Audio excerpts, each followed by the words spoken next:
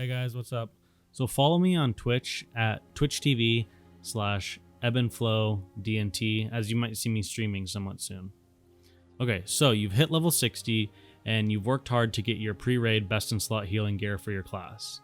You've attuned to Molten Core and you want to get prepared for your first raid. You've seen massive consumable lists for melee classes and tanks and you're getting a little worried. Well, some good news is that healer consume list is very small. So consumes for healers almost all revolve around your mana. With that being said, what do we look for as a healer? Well, if you only take one thing to a raid, it would be mana potions. You want to get your hands on a lot of these bad boys. You're going to need to be chugging these faster than you chug your Mountain Dew. A good tip is to have more than you think is necessary. If you don't use them all, then great. But if you have guildies who run out, or your guild wipes more than usual, it's good to have some extras. Another tip is to have greater mana potions. These are the lesser version of major mana potions, and you can sip on these between trash pulls or in situations where you just need a little pick-me-up.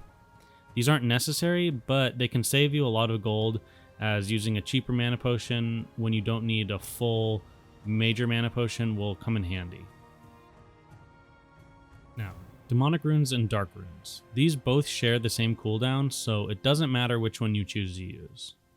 As a druid, I personally use Demonic Runes as I can farm them easily, and I don't like using Dark Runes as I can sell them on the auction house, or often I will save them for the guild for later recipes. Now, Dark Runes can be found in Skullomance, or they can be purchased on the auction house for between 3 to 5 gold on average. They can get pretty spendy around new raid releases, or when recipes for these are required or released.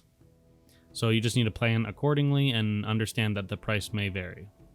Demonic Runes, however, are found from select mobs around Azeroth. Some of these mobs are in Dire Maul, so just ignore those during Phase 1 because that won't be in the game. The best spot that I have found to farm these is in Jadefire Run in Northern Felwood, but you need to watch out because there's heavy competition here and it's often full of people farming. So these bind on pickup and you cannot buy or trade these, so you've got to go out and farm them yourself.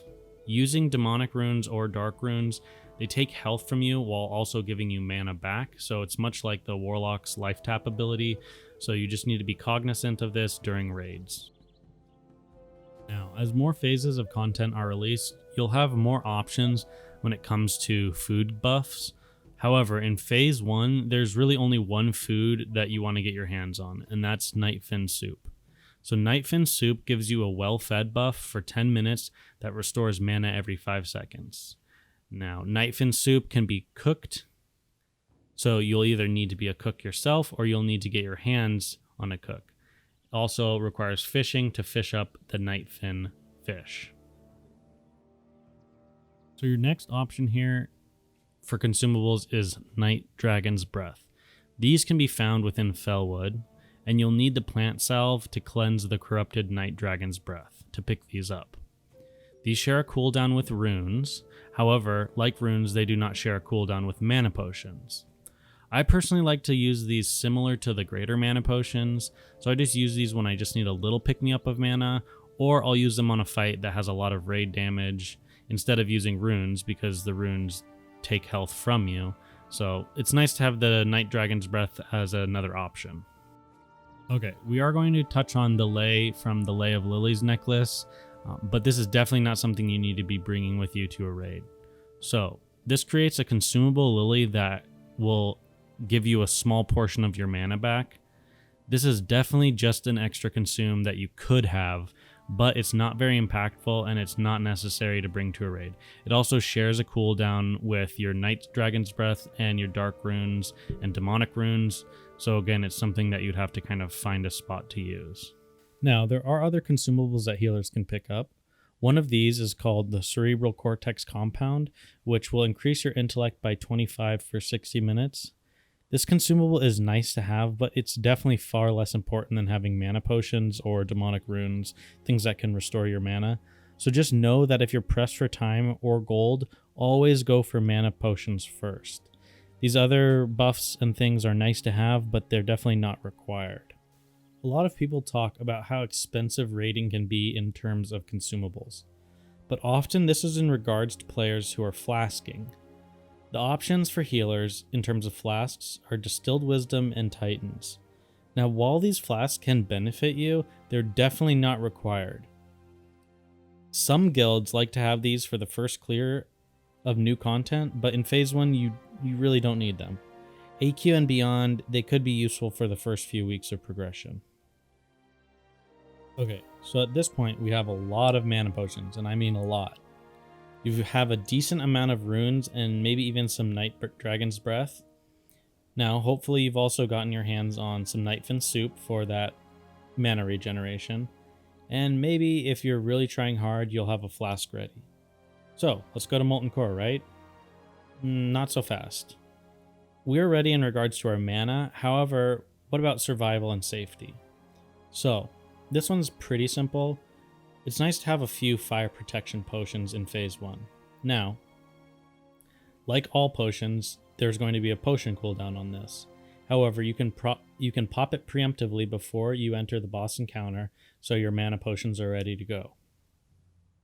Now, you can purchase these or craft these from an alchemist or if you're an alchemist. And it's just a nice way to reduce overall raid damage and protect yourself. Our second protection that we can take is by picking up some Juju Embers. These can be farmed off of bears in Winterspring after completing the quest chain that rewards you with the Cache of Marari.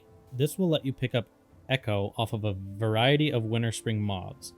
As the bears drop the Echo needed for Embers, now you'll farm these easily within a group, and they can help you a bit with fire resist for Molten Core and Onyxia. Okay, so you have your mana consumables and you're ready to go. But what's the best way to use these items? Oftentimes healers will focus on keeping the group alive and then suddenly find themselves out of mana. And they're like, oh, don't worry guys, I brought a mana potion, and then they pop it and they keep on healing. However, as a healer, a good practice is to observe your mana and attempt to cycle your mana and rune cooldowns into a boss encounter.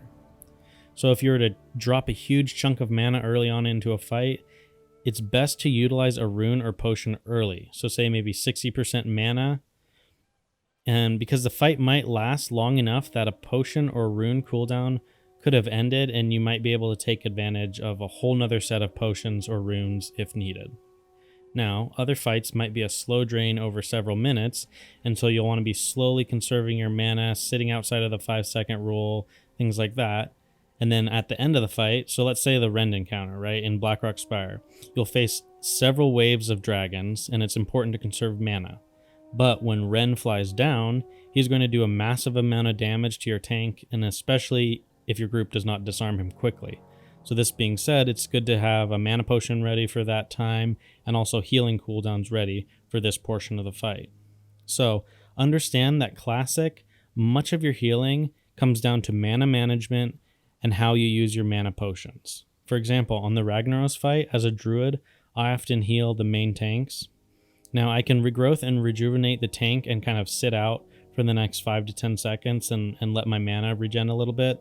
And then I swap to kind of spot healing with Healing Touch and reapplying my hots when needed on that tank or on a tank swap. So the fight, like I'm saying, is pretty consistent, but I will pop a healing potion or rune very quickly on in the fight when I'm maybe 70% mana. And then what happens is that both of those mana cooldowns are going to come off of cooldown faster, so I'll be able to take advantage of a whole nother set of mana potions or runes later on into the fight, therefore increasing the amount of healing I can do and the longevity that I have for a fight. So what I'm trying to say within this whole video, guys, is just showing up with consumables in your pre-raid bis isn't always the most important part. Make sure that you understand the encounters and you plan your cooldown and consumable use accordingly. Thanks for watching, guys. This is going to be my Phase 1 healer consume list. So get to farming, and I hope you guys have fun in Molten Core. See you next time. Okay, so that is the end of the consumable portion, guys. This is just footage from a BRD run that we did. It was a quest run, and most people only do lava runs now at this point of the game. So it was really hard to find a tank, and I ended up just giving up and just taking another DPS. So it was actually 3 frost mages, myself, and a rogue. And we ended up doing the entirety of BRD, every single boss. So I just wanted to leave those in here as well.